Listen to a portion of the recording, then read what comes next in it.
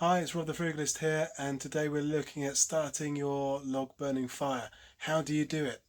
I've always done it bottom up, but I've been hearing recently of a top-down approach. Those who like the top-down approach, they say it's less smoke, it lasts longer, it burns hotter, there's less maintenance, it's wonderful, it'll wash your dishes, it'll clean your car. It's like, okay, come on, we need to probably test this. So today I've devised an experiment to find out which is better.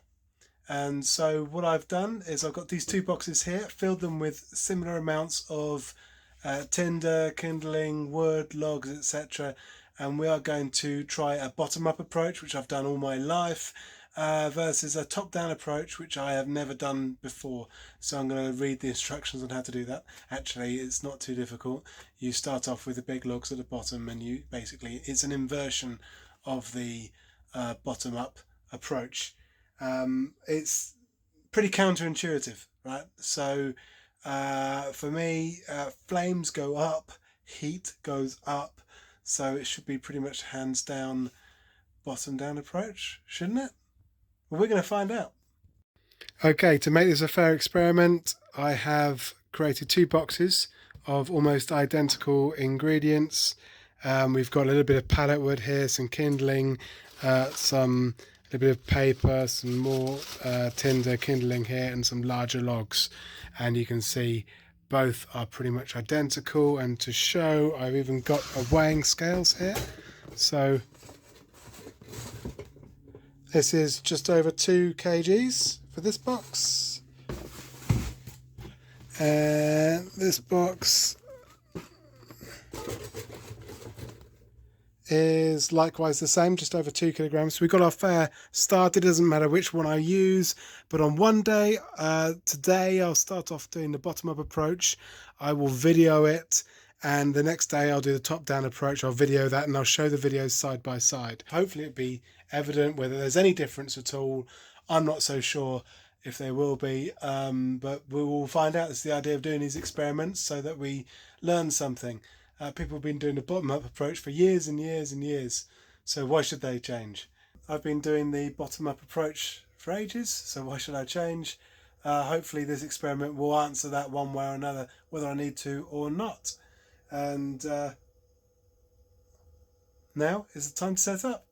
I forgot to add, I will be using half a fire lighter in each one. I know that might annoy a few of you more purists out there, but I think most people, or a large proportion of people, will be using firelighters anyway, so I've thrown that into the mix for the purpose of the experiment.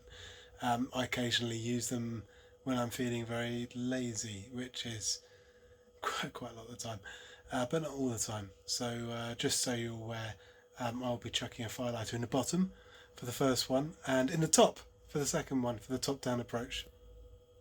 Things to watch out for in this experiment are the amount of smoke produced, whether I need to interfere with it or not, or muck around with the door opening to get more blow through going, the speed it takes for that fan to start, and general kind of what does it look like, if it's burning really well, whether it's kind of just about making do.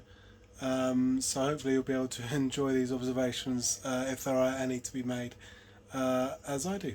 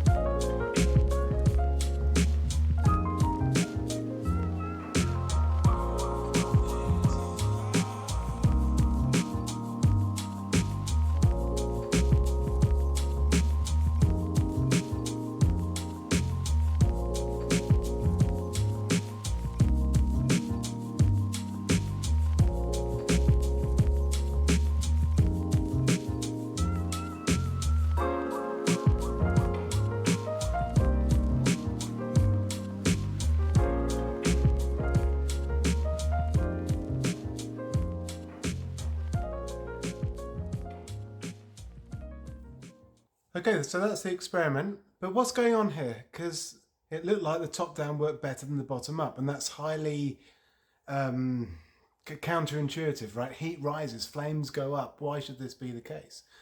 And I thought about it, and I went back to basic physics here. So we've got the fire triangle. I don't know how you call it, but you've got fuel, you've got heat, and you've got oxygen makes fire. Okay, we used exactly the same amount of fuel, so we can scrub that out. So what we've got is heat and oxygen. Both days were within about 1 degree of each other. So it's not heat initially. So it must be oxygen. And the answer is, and after lots of trying to work it out and Google it, and a lot of people have opinions, and I'm not sure about the opinions. Some people say it heats the flue.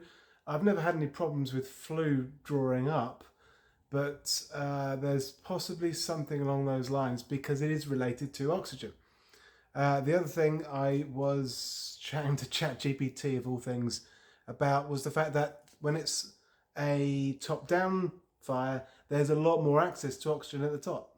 If it's a bottom-up fire, things can compress and crowd out, and you've got less oxygen. If you've got less oxygen, you've got less heat. You've got less heat, then it's less likely to take on faster. So that is what I've figured out, and this is my experience with this particular model.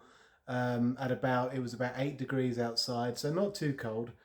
Your experience outside might be different because of the dynamics of the air might work differently. I don't know. I've heard all the arguments, but an argument is no match for an experience. So try it for yourself. But in setting that all up, everything was identical, as you could see. So hopefully that's explains a few things. It's still amazing to watch, but I think it's fairly obvious. It must be the oxygen, and you get more air to it. That's the reason why. So hope that was useful. Have a fantastic rest of your day, and please do subscribe to hear more of the same, and that will encourage me too. Thank you very much. Bye bye.